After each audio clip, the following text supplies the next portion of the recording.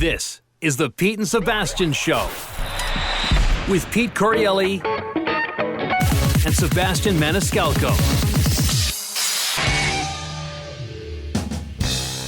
Pete and Sebastian Show. We're back. I'm Pete Corielli, of course. And Mr. Sebastian Maniscalco, 7 years going strong, hanging out, doing this together. Bro, I'm not liking the look on your face right now. You look like you're having one of those days where Newsom's getting to you. Well, first, Crazy Go ahead. It is crazy. First, I want to comment on your blue shirt. You're just popping off the screen with this thing. This is you're normally in tonal colors, dark. Now, if this is I don't know if this is you're in a happy spot, but generally don't see you in color. That's true. It's flannel. It's the time of season. We got snow on the ground here, so I pulled out the flannels. I didn't realize I was popping so much, man. I don't know. No. It's just it's popping in a good way. So, all right. No, listen. I'm resigned to the fact that December is inside. Although I went golfing yesterday with three buddies of mine. The rule out here is you gotta golf with people in your own household. That's the rule, right? Right. And apparently nobody told the people that made the rules the reason you golf is to get away from people in your own household, right? Right? No shit. Good point, bro. Oh, there we go. That's a great one. See, right there, that one alone is going to be better than any fucking late night monologue tonight we're going to see from all you guys. The team of people. The team of people. Teams, folks. Teams. I've seen them. Teams. So what do you got, fellas? All right, anyway. So I don't know if they expect me to round out my foursome with Caruso, Serafina, and my wife. But by the way, I saw a picture of Caruso the other day. Looks like a mini you. Bypass cute went direct to handsome.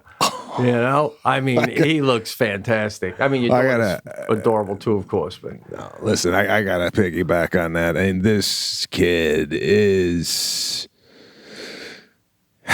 first of all, he's got beautiful textured hair, which I never had. His hair. Doing is it a natural kind of push up in the middle, or are you giving him a little like Lana gives him a little pompadour 1950s style, right? All right. But he's got the type of hair, and you got thick hair too. I've always had very thin, fine hair, and it's very hard to get my hair to lay a certain way without, a lot of molding gel or paste, if you will. But Caruso's hair, you run your hand through his hair, it's like gets stuck. It's just nice. It's lost, as a woman would say. It gets lost up there. My fingers, my pinky can't find my thumb. I'm telling you, bro. Yeah, I'm telling you, you're going to have to, sooner than later, you're going to have the talk with him where you're like, you got to be extra nice, because when you're that good looking, people just assume you're not going to be nice. So then when you are, holy shit, he's nice too. Oh, God. That's, what I was thinking about Caruso when I saw a picture of him the other day, though? It would be interesting if I had a son and if I raised my son in California. There's going to be parts of him that are so West Coast that, like, we were never born with. Like I could picture Caruso coming back to Chicago to see Grandpa, like, when he's 16 and it's snowing, and he's like, oh, God, I hate this snow. Like just because he's born and lived in California, or maybe into surfing. What? When we grew up, nobody surfed, it's just different stuff out West. I got to tell you. I think the contrary. I think he's going to come back to Chicago, hop out of the car, and go, "Hey, Grandpa, we'll build a snowman." So you think he's got more East Coast in him, even though he's living West Coast? I'm going to beat the East Coast Midwest thing into him, where he's not going to know what hit him. Yeah, he's going to grow up in the West Coast, but I'll tell you what, he's going to definitely have. He's tougher than me already, anyway. If you would look at it, you would think I grew up in the West Coast. Well, bro, I lived out there for a year, and Jackie would pick me up from the airport, and we'd go straight to Manhattan Beach so I could boogie board. I was getting into it. I mean, and you're talking about tough. I wouldn't. You ever see those surfers when they come out of the water and they got beef with you from something that happened in the water and now they're on the sand? Oh my God, I wouldn't want to fuck with one of those guys. You know? So I'm telling you, you know, he's gonna go home and enjoy Chicago, but this boy is gonna be a West Coast dude, man. It's where he's born and raised. I'm not talking about the cheesy parts of know, that we joke about. I'm talking about the cool part of California, the land. Well, that's why I don't surf. You know, to your point, I feel if I ever got in the water with a bunch of surfers, that since I don't know what I'm doing, I would screw it up for the rest of the surfers. For example, and you'd have the best shit out there too. You'd have like the best board. Yeah, I'm geared up, but I don't know what I'm doing, right? But I feel like if I started surfing, I catch a couple waves, then I'd feel that sharks would start circling, right? And the surfers would be like, "What the fuck's going on here?" And I'm like, "Yeah, guys, is there normally sharks in the water?" They're like, "No." And then they're like, "Wait a minute, you got cologne on?" And I go, "Yeah, no, you're not supposed to wear cologne. It attracts a shark." The fishermen actually used that shit to catch the sharks. Oh shit! By the way, if you were out there with them, right, and you just see one shark fin like 150 yards, 100 yards away, and it's going in the other direction.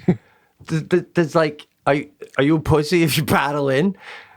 Pussy, you paddle in. You'll never see me in the water again.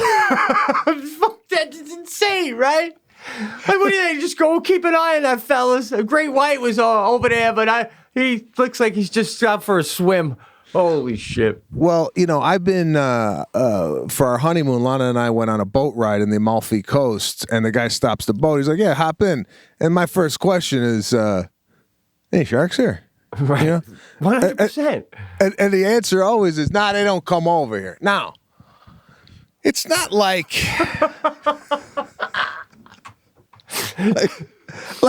Like, how do they know? Like, if a shark is swimming through the water and they go, "Hey, see what's going on." I never go over there. Let me see what's going on over there. There's a difference between not and can't, you know? Right? They're not over here. No, they can't get over here. There's a barrier that they can't get. That's what I want to hear. Yeah, right? It's like, I walk my dog the same spot every morning, bro, and then once in a blue moon, after like doing it for 2-3 weeks straight, it'll decide it's going to go up into the woods in an area it never went before. That's the shark going to where you're swimming. It's going to get fucking bored one day and swim over there and check out that fucking greasy Italian leg dangling. That's what I'm saying, you know, like Totally. if the guy was, "Hey, listen, in this water, the temperature is such where they can't withstand this type of temperature, so they don't come over here." Fine. Don't blanket statement the whole shark community and say that they don't come over here. Right. Well, one came over years ago and spread the word that it was boring, nothing to see over here, and they never been back. Yeah, right? Like, you know, sharks. I love that shit, right? When they tell you that shit. I mean, I saw a dolphin fin once, and we thought it was a shark for a half a second, and someone told us it was just a dolphin. But even that, you know, scared the shit out of me. It made me realize how I'd really feel if there was a shark, and it was scary. Holy shit, I don't know. No, have you ever seen a shark in the water? No, I've never seen a shark in the water. I've seen dolphins, and I mean, dolphins. You grow up kind of with the sense that they're smart, they're intelligent, they're not killers. I mean, the mouth itself. I feel like if a dolphin grabbed a hold of my arm, I feel like I could shag it off with just one quick. I feel like if a shark got a hold of me, I just say take the arm. I mean, there's nothing I could do, right? Right. Well, yeah. But I mean, so you're saying, yeah, absolutely. But let's say you're dead in water up to your waist, all right? And 30 yards out, you see speeding towards you a shark, and then another situation, a dolphin. You think with the dolphin, you're going to be way less scared about what's about to happen? listen, I'm running either way. I don't want to fuck with either of them. Right. But if you said there's a dolphin coming right your way, my run probably wouldn't be as fast if you said there's a killer shark in the water. Right. My dolphin run would probably be running, but still looking behind me to see what the cute fella's doing. With the shark, it's just fucking look at that sand and fucking pray and motor, man. Don't look back, right? Yeah. God damn, what are we still doing going in this shit? And why aren't we? I'm sorry, man. If I was president, I would say let's go on we're gonna go on a world shark hunt. we're gonna make the waters nicey nice. Moving on, just get rid of them all. Oh, jeez. Wipe them out. Wipe them out. What? Why? Oh, God. They're part of the ecosystem. Why, we're going to get rid of them so we can go for a swim? So I can take a dip off the Amalfi Coast without shitting in my fucking bathing suit. Yeah. Oh my God! I mean, this is the beauty of the show. You just say shark on one and then we do a 7-minute diatribe on it. It's unbelievable. Oh, is it on? I already wrote the game plan too because I have it all planned out for pit bulls. So we'll just use that and do it for the water. By the way, listen. I saw, and I'll leave out on this, but I saw me and Sadie. I was trying to show a pit bull and tell her about it, and a guy was walking one the other day, and I can't get up and do too much. But dude, it's always this. It's always this like. They're never walking it there. It's always pulling them and they're pulling it back, right? What are you getting out of any of that? And listen, I posted something on Pit Bulls. This was about probably 6 or 7 months ago. I think it was us talking about them. And then you get these people that love Pit Bulls and they say they're the best dogs ever. But to your point, I equate the Pit Bull to a shark with a leash. I'm sorry. I'm right there with you. I mean, it's aggressive. It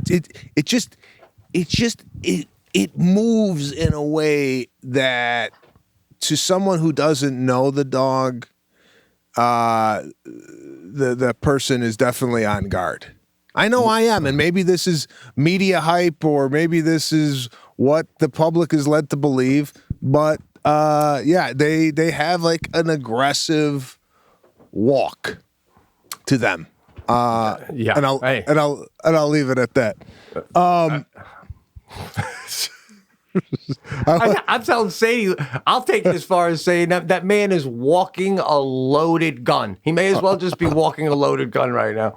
Safety off. All right, anyway, and I'll leave it at that too. Where are we going with this puppy? Where are we going? All right. Last night, let's just get right into it. We did a FaceTime off air, which we generally don't do. Listen, you were watching The Pretender, the documentary about the guy who thinks he's Stallone.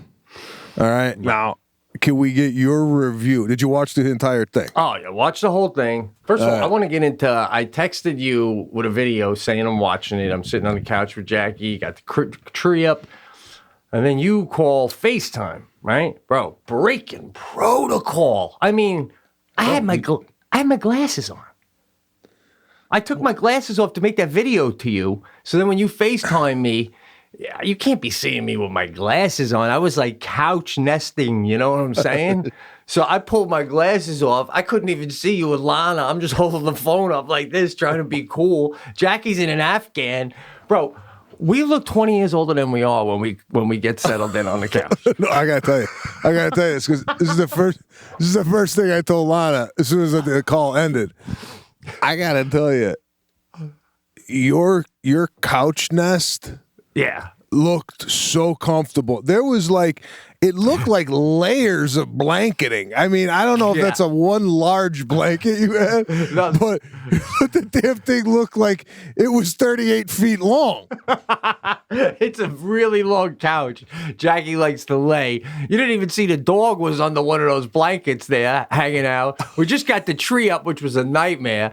And then I'm looking at it, and I got my goddamn glasses on. Like I said, I look like a dork. I go to Jackie. He's FaceTiming me, and she goes, "Well, you just fucking sent him a video." So I whip off the glasses.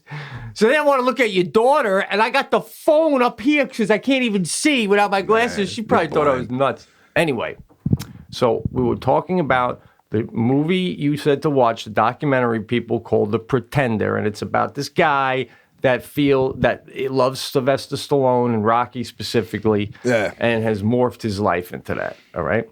Yeah. I got to start by saying, can I say what you sent me? You know? Yeah. All right. Yeah. Well, the guy got a hold of you, and and like you said in the documentary, he seems like a really nice guy, and his wife too. Yeah. So, and then he got a hold of you, so he listens to the cast. Which, by the way, who doesn't? Or somebody he knows listens to the cast. So go ahead. Oh, well, yeah, but he did say in the note that you went easy on him. I appreciate you. I thought you were going to go off on me, but you were really nice, and I appreciate that, right? Yeah, Anyway, he listened, so now it makes it kind of hard, but, it was just, I'll just tell one for the people at home, and then this will sum up, all right? Yeah, this one is funny. This one, all right, the guy feels like he's Rocky, and then that morphed into Stallone and all Stallone characters. And then when Rambo came out, the guy lives in Scranton, Pennsylvania, by the way, where Biden's from. And he shows him in the video, I don't want to give too much away, folks, but it's a woodsy area, and he goes, coincidentally, it looked a lot like where Rambo runs, hides out in the woods. So, sometimes I like to dress up in the same outfit Stallone wore in Rambo, which is like, you want to say, so you dressed up like Rambo. Okay. And then, I run around in the woods and I light little fires, and I'll just sit by the fire and I'll put a hot dog on a stick, and I cook hot dogs in the stick dressed as Rambo in the woods in Scranton, Pennsylvania as an adult with permed hair that I got permed to match Stallone's hair with the bandana and everything. All right. So. Okay. All right. Listen. There's a lot of extremes in the movie that this guy is doing. All right, that's one of them. I mean, listen, he's in the woods knocking down hot dogs. All right, I'm just saying. I was telling you this last night. By the way, and this guy, what's his name? Mike. Mike. Yeah, Mike. Mike, if you're listening, listen, there's not going to be no interview with me about you and Rambo. We're just talking about the movie, all right? We're not going to sit down and have a cup of coffee and take a photo for your wall. But, all right? I was just commenting. Wall, folks who haven't seen the movie, a special wall that all of the special moments. Yeah. So I was just saying that the guy had a passion for something and nothing else, and he took that passion and he made something out of it. He's doing the Philadelphia Rocky tours, right? Now, at the end, what'd you think about the ending? When he was, well, I don't want to give it away, but whatever. With the credits rolling. When he was talking to Stallone. Yeah. That was pretty wild when he finally got a chance to talk to Stallone, right? Yeah. Yeah. So it ends with the Stallone got the book. But when he was talking to Stallone, though, but he did, okay. But in the movie, he was like, his wife gets on and she goes, he's not a crazy fan. I mean, he's a fan and he is kind of crazy, but he's not a crazy fan. And then he goes on to say, I'm not friends with Stallone, not yet. But if I could just sit down and just have a beer with Stallone, that's like, so it's nuts. That's beyond, it's an obsession with one guy. So then at the end, when he's talking to Stallone, Stallone's up against the wall on location. And, it's like, he got him for like 5 minutes up against the wall on his way to the set. But, Hey, listen, the way I look at it is Stallone got the book, took a picture with the book, and, took some time out to talk to this guy. So if he's good enough for Stallone, it's good enough for me. Dude, this is... All right, Mike, I got to listen. I got to be honest about it. It's bizarre. All of his outfits, folks, he only wears outfits that Stallone ever wears. And he's getting interviewed, and he's got a nice normal T-shirt on. And he goes, even this is, remember when Stallone wore this in Get Carter or something like that or whatever it was, So His wife must be like, oh God, I hope today he wears a normal Stallone shirt. not the Judge Dredd suit. Then when what kind of was so uncomfortable, like to the level of when I watched that Michael Jackson video, and maybe part of this too is because it felt similar to when we first would do comedy, awful gigs. When he went to that diner that had Stallone night in Ohio. Oh my God. Yeah. Holy. It was so. We didn't even talk about this, right? No. Just to set the table for the listeners. This guy gets hired at this Italian restaurant, and they have a Stallone night. And this guy in Ohio, he shows up dressed as Stallone out of, I think it was Rocky 1 with the hat and the fucking racquetball, whatever the hell he had. Checked out the town before the show. I mean, we're talking like not even Steubenville, Ohio. This is like fucking Nowhereville, Ohio. And he's like on camera going, you know, normally I would never be here. Why would I ever come to Ohio? But now I'm here and it's great to get out and see a beautiful place. He was so excited. He went early to the diner before the show, to the restaurant to check it out. But didn't you have flashbacks, like you said in the beginning of this, of doing a gig when your first time out, and you go to the club, you look at like, oh, okay, this is the seats, this is the flyers, and you kind of check it out before you get up on stage. Now, what he's doing table work. He's going table to table. People are eating fucking mustacholi and shit. But the thing is, what I compare it to, because I've had these kind of gigs, is see, like he would go up to the table and he goes, so you got to be honest with me, folks. He's dressed as Stallone. He's saying to the people eating, right? They're trying to ignore him, hoping he'd go away. And then he goes, are you here because it's Stallone night, or you just here for the food? And they go, just the food. And now he's just standing there dressed as Stallone. And he's like, well, let's be honest, you know? And he shuffles off. And I'm like, oh my God. So what I'm saying is I've had those, I told Jackie, I go, I've had those kind of gigs where I get paid to do comedy, and they don't even know. Like I did a wedding once. I told the story to Jackie last night.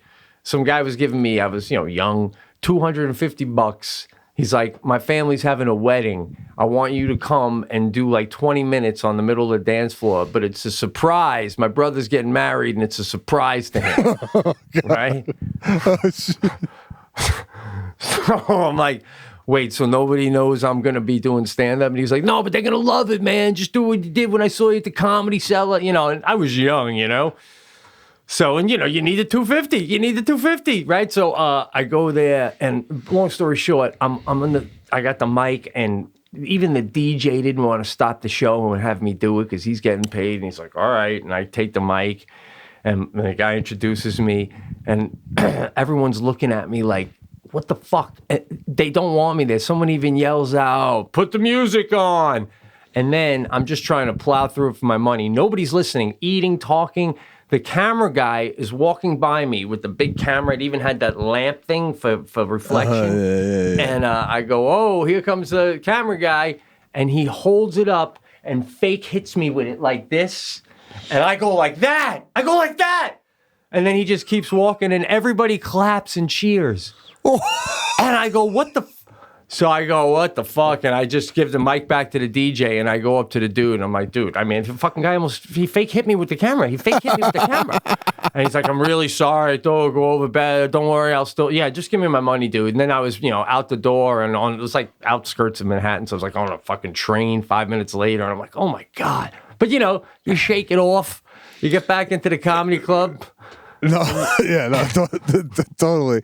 And by him doing that Rocky night, definitely brought back those types of memories for me too. I had a gig similar, not quite. I mean, listen, once you hear wedding and they don't know performance is coming, it's like it's a recipe for disaster.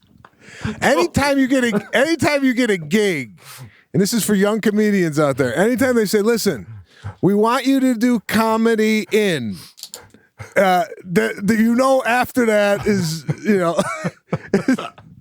Yeah. And let me tell you something too, man.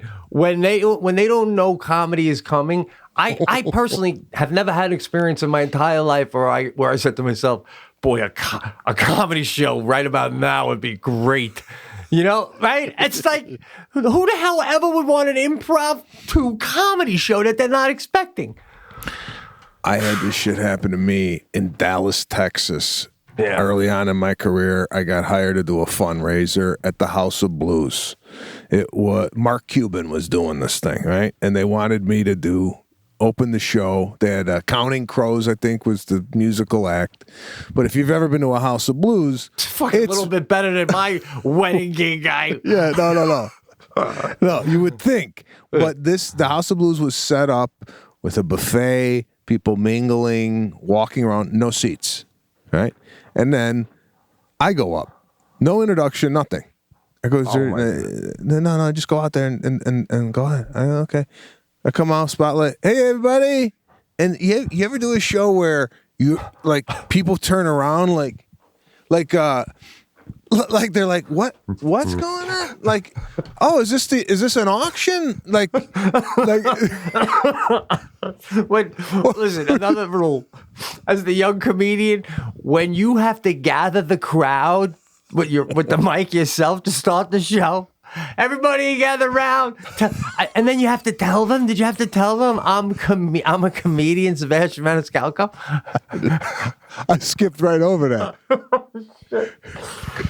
because I was like, in the back of my head, even though I was nobody, I was like, I played Dallas 4 or 5 times. They might know me.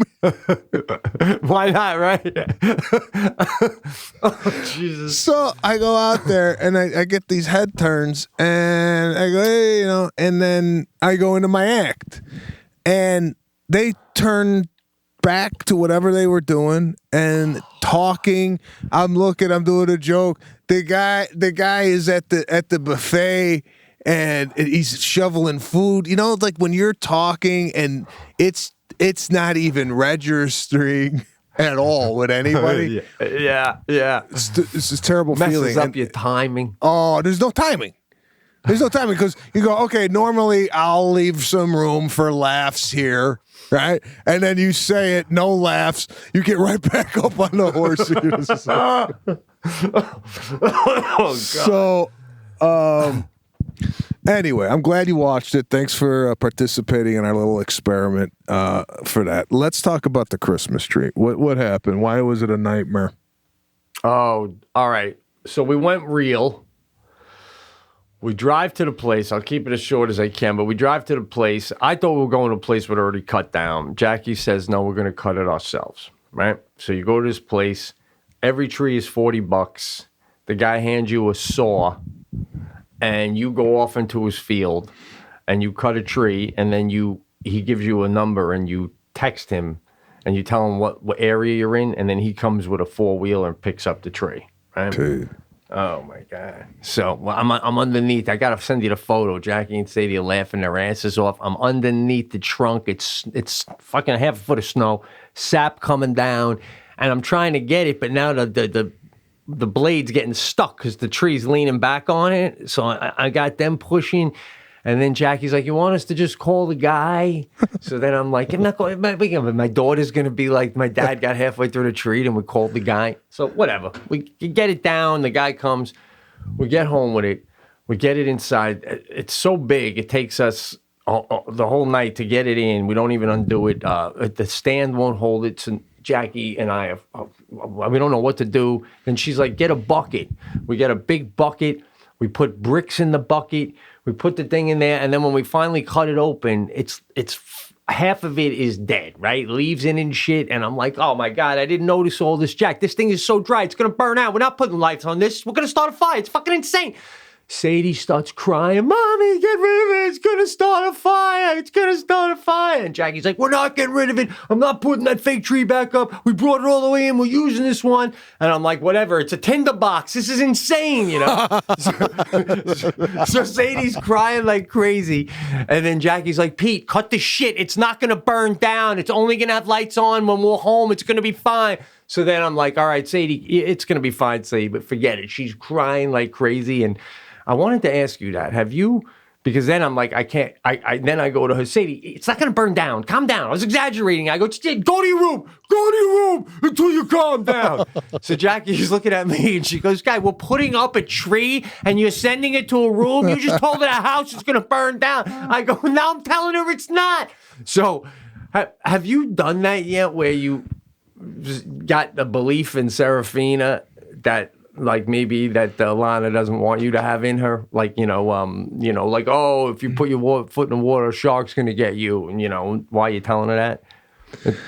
No, I haven't had that yet. There's been no. The only thing we're really lying to her about is this Elf on the Shelf and Santa Claus right now, which which there's been no, like, hey, growing up, there was get back from the TV. Or your eyes are gonna, you're gonna go blind or something like that. Right. I haven't used any of those techniques with her yet. Because to be honest with you, I think she's smart enough to see right through it. If I told her get back from the TV, you're gonna go blind, she'd go, yeah, right. So I don't think there's anything I could tell her that she, would believe. Well, you got all right. The other day, Sadie, her showers are annoying. They take too long sometimes. So she's in there, and I go, "Let's go." And she's like, "I'm almost done," And I go, "All right. If you use too much hot water, though, the town calls up and they say who's using all the hot water." And she goes, "What do you mean?" I go, "There's only a certain amount for everyone in the town. What do you think they can just heat water endlessly? If one house starts using too much, they're like, you're being selfish." I didn't know that, Dad. Well, now usually isn't a deal because, it's a lot. You get a lot per house, but you're getting close to the limit. And she gets the fuck out of the shower. Oh, God. So then, all right, we finally get this goddamn piece of shit tree up. And then once it's up, I'm telling Jackie it's not going to stay up. It's going to fall. And she's like, we're going with it. I don't care. I go, all right, well, we got cables. Let's put cables, like you said with your dad with the thing last week, into the side of the window frame. And she's like, I don't think it needs it. I really don't, Pete. And I'm like, Jack, it doesn't need it right now, but I'm telling you, man. And she's like, I think we're fine. Let's just, okay, all right, fine. So we get the lights on, which take forever. It's a big tree. Then we start decorating it. Now it's almost all decorated. Now I'm in the other room, vacuuming, doing the dishes, getting everything tight so we can enjoy the tree. All of a sudden you hear boom, and Sadie screaming, ah! So I go running in. The whole fucking tree fell on my kid. She was underneath putting one ornament on. The whole thing fell on it. And Jackie catches it and is pulling it off of her. And Sadie's crying. Her face is all red from the needles. Oh, jeez. I'm like, we're taking it down. That's it. We're getting rid of it. We're taking it down. Twist it around, lean it against the wall, and let's order the pizza, and we'll deal with it tomorrow. So we turn it around. Some ornaments start falling. Like, you ever, get to the point where your wife has been wrong so many times that, in that moment that, when you finally take over, even she lets you take over? All right, so we turn around, ornaments start falling off, we lean it up, we get the pizza, we eat. Then afterwards, Jackie's like, let's try the cable, and we turn it, and we finally get it right. And then, I don't know, maybe a half hour later, you called. But, dude, soup to nuts, 2 full days from the time we went to get the tree to getting it up. Now, there's a pandemic, there's nothing else to do, but still, and 3 different times while we're putting it up, I'm telling Jackie, let's get the fake one. Let's get the fake one. Let's get the fake one. So then it took us forever to get the outdoor lights up and shit. Crazy, man. Crazy. Well, is this thing still a tinderbox? How do you get a tree that's half dead? No, listen, it had snow on it and everything else. And when we first put it up, we didn't unwrap it the first night. And we put it in a tree stand and leaned it against the wall. And the tree stand, I filled it up with 3 cups, And then I went to bed. And then the next morning, I went and we did a bunch of stuff. And about noon, I said to Jackie, oh, shit, before we work on the tree, I should probably put some water in it before we... And bone dry. I go, holy shit, this thing sucked that water up probably a half hour after I walked away last night. So then I loaded it up, but once you let it dry out, it gets a little rough, man.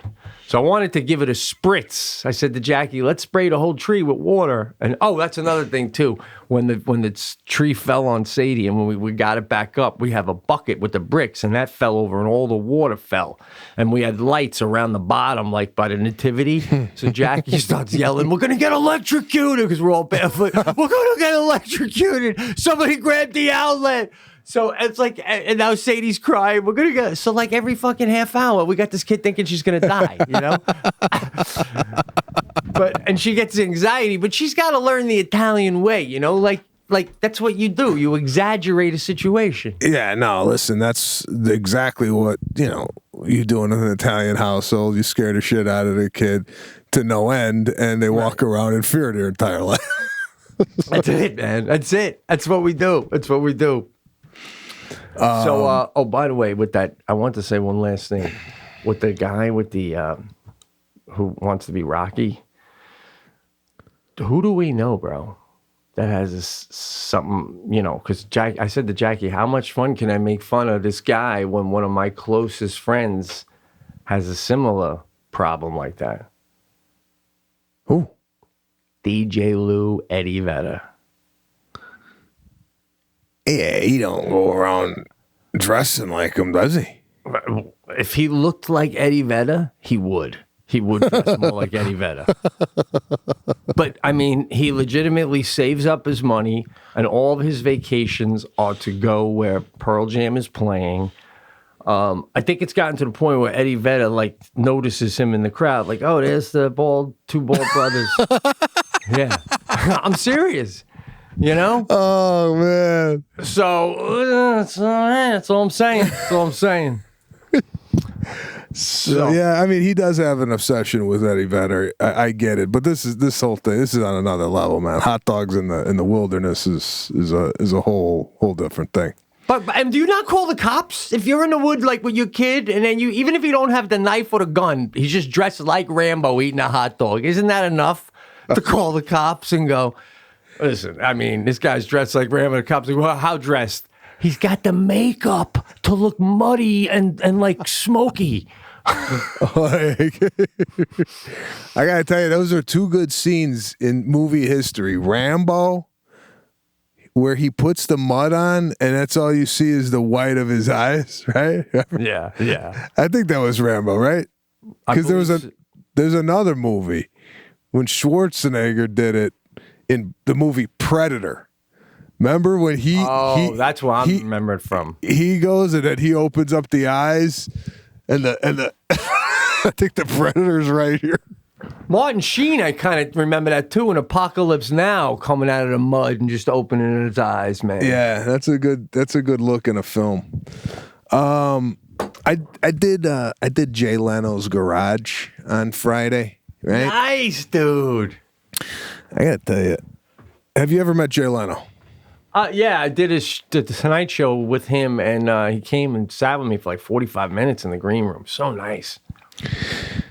Nice guy. I've done his show many a time, and I didn't really get a chance to really get to know him like I did on this car show. We met at the Roosevelt Hotel. We didn't go to the garage, but this guy's got 198 cars. Holy shit. So the cars we drove, he drove a 58 Hudson, and I drove a 49 Hudson. Now, Hudson was a car manufacturer in the, I think, early 20s, and I think they went defunct around 62 or 63. What they gave me to drive was like I said, 49, but the interior, the engine were all redone. So it's modern. So there's a 600 horsepower Corvette engine in this thing, right? Oh my God. Everything is modern, but the body isn't. So it looks like it was when it came off the showroom floor, but it's got a Vet engine, it's got alligator interior. $400,000 the car, right? Jesus. because of COVID, I'm going to drive and he's going to drive. We're going to do the interview in 2 cars, right? I don't know about you, but you ever drive a car that's not yours and you just don't know it? You just don't know the car. Oh, yeah. All right. So when I got in the car, I noticed that the seat's a bench seat. It was too far up. And when I put my by the way, Yeah. I've gained some weight during this pandemic. And I'm wearing a suit for this thing because he wants to do a throwback to the 50s. So come in a suit, hat, the whole thing. Yeah. Put the suit on, right? And I'm like, Jesus. I put this thing on in 9 months, right? And I don't know, because you're a skinny guy, but I don't know if you still have this problem. I don't remember it being a huge problem to put a suit jacket on, right? Right. When I was in my 20s, I put the jacket, I took this, and I put it on, right? Yeah. So now I get like stuck, like my shoulder don't work to get it. I need somebody to help me. Yeah. You don't even have the flexibility anymore to take the right arm far enough back to get it. And then when you do get it in, I know what you're saying. Now I don't got enough room in the suit to pull forward to get the landing when it lands on the shoulders. Like, I'm with you. It's totally true. It's like, holy shit. I haven't had a landing since 93 on the suit, right? Oh, yeah. Where you just put it on. It's like literally one motion and boom, you're going. This is, it lands and the lapel is, I got to straighten it out. So then you gotta. I'm not gonna button it, but I want to see if I could button it if I wanted to button it. Oh, okay, that's a little right. Oh man, you know it doesn't fit as soon as you take the button and the hole. As soon as you take it, I don't even have to bring it over. The feeling on this ain't gonna work. just docked. Just docked on each side. The shit's already tight. The thought of pulling them together. Holy goddamn! And that flexibility is no joke. Because now when I drive, I can't turn my head. I almost hit a guy in the driveway the other day because I can't. Like that's as far as I can go. So you add that to a suit jacket. Yeah, man. So now. Can't you say to Leno, like, I'll give you I'll have Lana give you my measurements, we'll measure me, and, make me a suit. Yeah, listen, they don't got a suit budget on the show. You got 198 cars. By the way, are they all registered? Like, literally? Yeah. Oh. He told me 198 registered vehicles. So I know it's $1,200 to register my car a year. So what does he got? Wow. $200,000 in registered. What? Does he have a what do you call it? A DMV in his own home? Like literally. We just got one guy permanently on the Leno residence. Wow, so I go to this thing. I get in the car and I don't know how to move the bench seat up and back. I just don't know how to do it. So I got a pair of Ferragamo shoes, right? That I've had for quite some time. And my big toe, the knuckle, is swollen. I got arthritis, right? So when I put on a shoe on my right foot, it's snug opposed to my left foot. So the Ferragamo shoe is narrow. So I put this thing on right away. Right away when I put the shoe on at the house, I go, I'm gonna be limping all day. Oh God, you're like one of the ugly sisters in fucking Snow White or Cinderella, right? When she don't want to admit it don't fit. Hey, listen, honey, that shit don't fit. You're not the gal. You're not the girl. You're not the girl. Yeah, I shoved it in, because I have no real good alternative for the suit I was wearing. So I'm like, I got to make these work. So I had the foot on the brake, and I go, my foot was cramping up. Everything is tight. Everything I got on is tight. Now I'm driving a car that's worth $400,000. I go. I took that with an interview. I took the shoe off. I took the shoe off in the car while I was driving. At the stop sign, I told Jay, I got to take the shoe off. He goes, what? I go, I got to drive with my sock on. I go.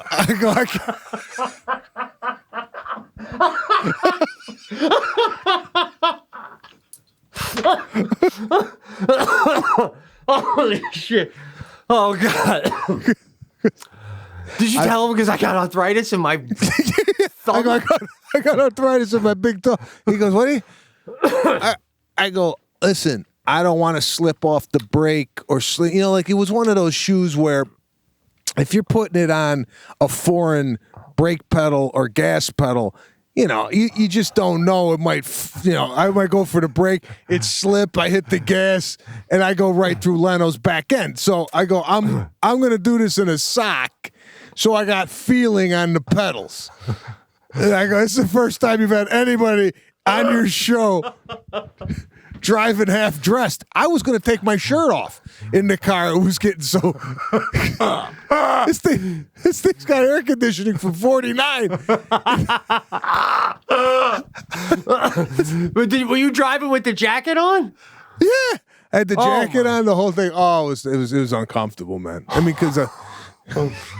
Holy shit! Now, where were you guys driving on regular roads? Hollywood Boulevard, that loop, you know, where the Kodak Theater is, down to Fairfax, take a left on Fairfax, go down Hollywood. So we did like a loop. Now, blocked off as far as like. No, blocked off. Bro, that's one of the most congested areas of all of Los Angeles. In a $400,000 car, barefoot like Lori Petty in fucking Point Break, driving home from the beach. Right? That's what the chicks do. They drive barefoot after the beach. It's like crazy. Foot on the gas. I always need a shoe sole. It's crazy. Yeah, no, you feel naked when you're driving with no shoes. And by the way, pandemic, really no traffic at all. And every stoplight, Jay's getting hounded, right? He'll pull up to a stoplight. Plus, we got the SUV with the big crane camera hanging off it. Oh, okay. Getting the exterior shots, and it says Jay Leno's garage on the side of the car. So people, and plus Jay's got his hair is famous. You know, you see, it is. It's been great since he was 30, right? You see this big head with white hair. It's like, oh, it's Jay Leno. So I saw something I've never seen before, and this really goes to the evolution of the iPhone. Yeah. Or cameras on the phone. Jay Leno's at a stoplight. Bus pulls up. A city bus pulls up next to Jay Leno, and the city bus is going to turn left. I'm sitting there, and Jay and I are talking. I go, Jay, what's going on with this bus? The doors open of the bus. The bus driver comes out with his camera. Go, Jay Leno, say something. I go, Jay, is that the bus driver? He goes, yeah, it's a bus driver. Now. I've never seen a bus driver leave the bus driver's seat until he gets off the bus to go home, right? 100%. He left the passengers on an unattended bus to get a photo with Leno. Someone could have took the bus, kicked him out, and he's. By the way, I just did a kick and I'm barefoot, so my bottom of my foot's gonna be on the camera. Oh shit! For the show.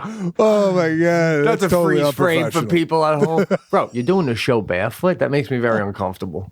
I didn't know that. I got slippers on, but I took it out of the slipper to do the kick because the slipper was. Anyway, holy shit. Point of the story is Jay and I, this is like a 4.5 hour shoot. Jay is one of those comedians like yourself that you can hang out with, and he's like funny. He's just like a funny guy. You know, some comedians, when you talk to him off stage, they're not fun. You know, they're like, I don't know. Some of them are just not funny. Yeah, he's a regular guy. He talks and he's like, bah, bah, bah. Yeah, you know. He's got funny stories. You know, just he's worked with everybody in the business. He knows everybody in the business, and just like he has jokes. He's a comedian that knows jokes. You know what I'm saying? Like, yeah. He's like, oh, you golf? I go, yeah. He goes, so you know the golf jokes, right? And I said, no. He goes, all right, let me tell you a few. And, you know, and he knows how to set the joke up. You ever hear somebody tell you a joke and they don't know, they just don't know the cadence of it. Like if you tell a joke and I go tell that joke to somebody else, I will automatically know the beats of the joke. Right. But people who tell jokes just to tell jokes, you ever listen to a joke and you don't know if you should be laughing, if like the joke's over? Because just the way the person's telling it. Oh, God, yeah. I expect that more often than not when I hear a joke. Like that I'm not going to realize, like just realize when he stops talking it ended because I'm probably not going to laugh. Yeah, right. Or he'll leave a big pause and you're like, oh, is that, and I'll have to fake laugh. And he goes, no, it's not over yet. And I go, oh, no.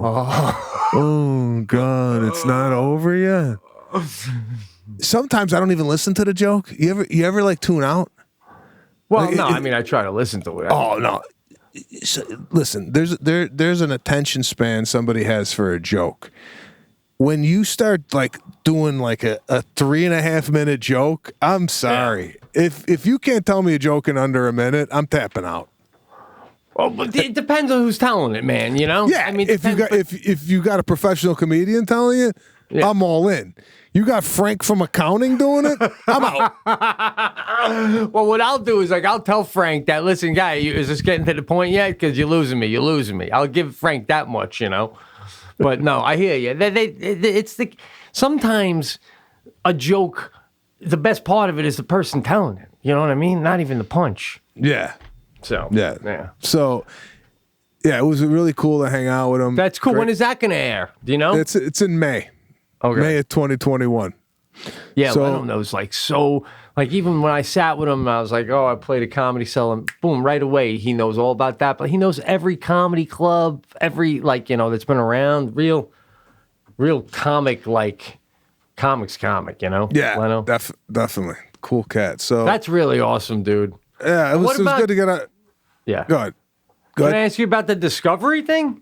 Do you mind me? Yeah, so that came out last week. Discovery Plus, which is going to be a new streaming service, and they got 7 or 8 different channels that are under their umbrella. Food Network and to name one of them.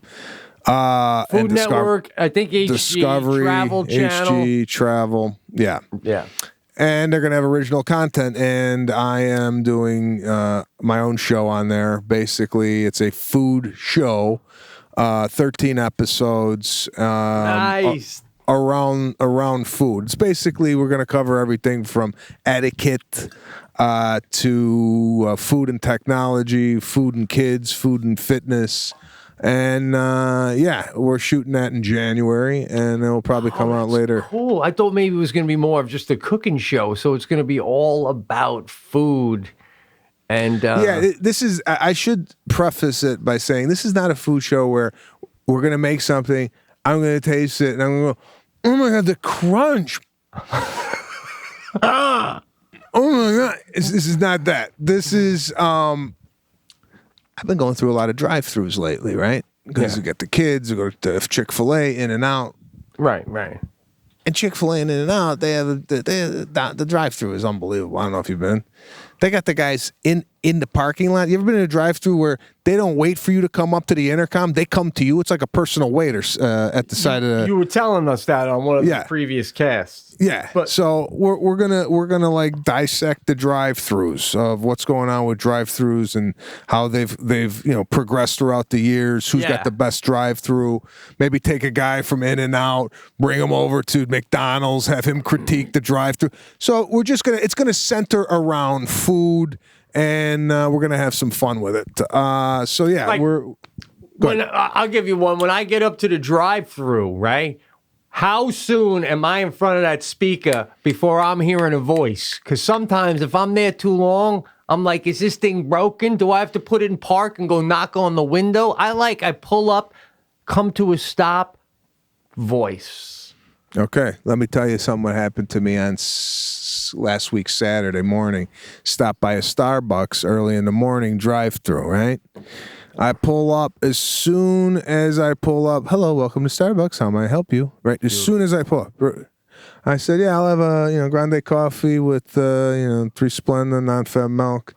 Throw a couple shots of hazelnut in there. Oh, 1 grande coffee, Splenda, hazelnut, and non-fat milk. Please pull up. $3.83. So I love it. No fat. No fat. No nothing. It was so. I thought it was a robot.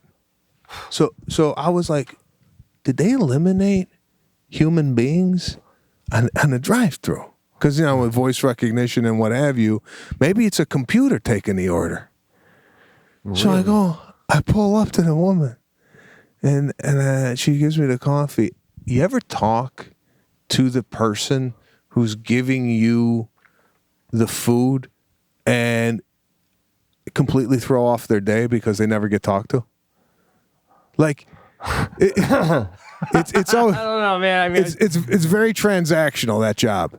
$6.82. Here's your food. Got a straw. You ever go outside of that though? Go outside of the actual situation and ask them a question. They really can't even, because they're used to straw, right? Extra cup. That's all they hear all day long. I go up to the girl. I go, I thought you were a robot. What? Yeah, no, I said, you were so efficient in the way you took my order. I thought it was a voice-activated machine. Yeah. She goes, no, like she couldn't even compute that. I was talking to her about something completely off the reservation. Right. But then she finally got it. She's like, oh, thank you so much. Like, it was like, it made her day that I told her that she sounds so good and so good. Like, yeah. God, I just did that the other day. I can't remember where, but I leaned over and told the girl that she was so perfect with the way she did that. And Jackie was with me, and I was like, I just got to tell you, that was like unbelievably perfect the way you described that. I can't remember where I was, but it does throw, when you do that, they're like, oh, hey, thanks, No, it's a nice thing to do, man. That's what I like, though, when I get service. I say this, you repeat it, I pull up, it's there, we're done. Smooth, quick, fast. Oh, that's going to be a cool show, man. That's going to be a really cool show. So I had a good time doing that. And, man, so we're on lockdown. That's what... we can't go to the zoo, but who's going to the zoo anyway? And that's it. It's what are we doing? We're bored. So let me ask you... Let me ask you a question. I don't know if I was going to share this because it gets a little other business, but I need your opinion, all right? So the show that me and the other guy were writing for Rappaport, all right? We were writing a show. So the producer and everyone, they kind of liked this idea, and then talk had come up of, what about making it a movie instead? So they asked us to go back and, can you guys write a treatment to kind of extend it to make it more of a movie instead of a show? So we handed it in to Mike the other day, right? And again, I don't really know Rappaport. I met him once. Seems like a really nice guy, funny dude, good dude, And of course, I'm a big fan of his acting. So having said that, he emails back basically saying something like, really solid, fellas, or something like that, just something about liking it, but something simple. Not like, oh, I love it, over the top, right? So, God, I do this kind of shit all the time, dude. All I need to email back is something like, great, glad to hear it, look forward to all of us talking. I can't, right? I got to go, I say something about, we just got to figure out this and this, which is fine, And I go, this is where I go, but trust me, Mike, we're not going to make, this will be really good. Not one of those cheesy kind of mafia movies starring a Baldwin brother. Ha, ha, ha. And then I go, anyway, catch you later, bro. right? So then I'm hanging out with Jackie and last night, and I go, yeah, and then I emailed him and I said, and she goes, why do you gotta hit some, like, why do you gotta make fun of, like, I go, it's just a joke. It's like, you ever see a cheesy movie, like, and I go, holy shit, what if he, like, did a mafia movie with a Baldwin brother? So then I'm sitting there going, God damn, should I email him back going, hey, I don't know if you're friends with the Baldwins, I didn't mean it that way, or do I just let sleeping dogs lie, which I decided to do. I didn't do anything with it, but why do I always gotta write that extra thing? I don't know. You have like no filter that way. I know. Like you don't know what he's done in the past, or maybe he likes those movies, or maybe his best friend is the Baldwin guy. So, I don't know. And all I meant was like, we would never write you a cheesy movie. That's all I meant. Yeah, but if he doesn't, that's all you gotta do. Yeah, but now he could be sitting home with his wife going, what is it? He's making one me and Billy did together. That's one of my favorite ones. Fucking guy. I'm gonna call that. By the way, I haven't heard from him since. By the way, so I do have a feeling he called the producer and go, we got to shit can this one guy. I mean, I don't know what his little quips via email. We did Zoom with him once. He looked like he was in a dungeon. Fuck this guy.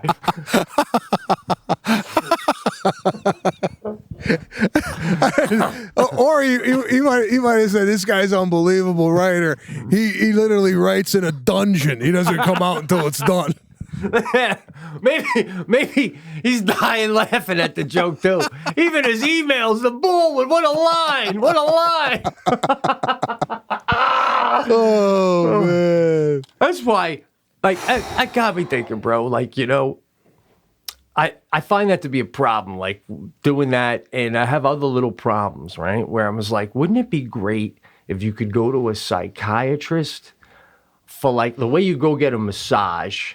You go to a psychiatrist, like anywhere in town, like, oh, there's a psychiatrist up the block, and you pop in, you go, can I get a session today? And you pay them, and you sit down for an hour, but just to answer like one question, right? Yeah. Like I got a problem with like this might be an edit, but my dog, I can't even. Forget it. Forget it. I'm not even going there. But anyway, oh god. So I got nothing.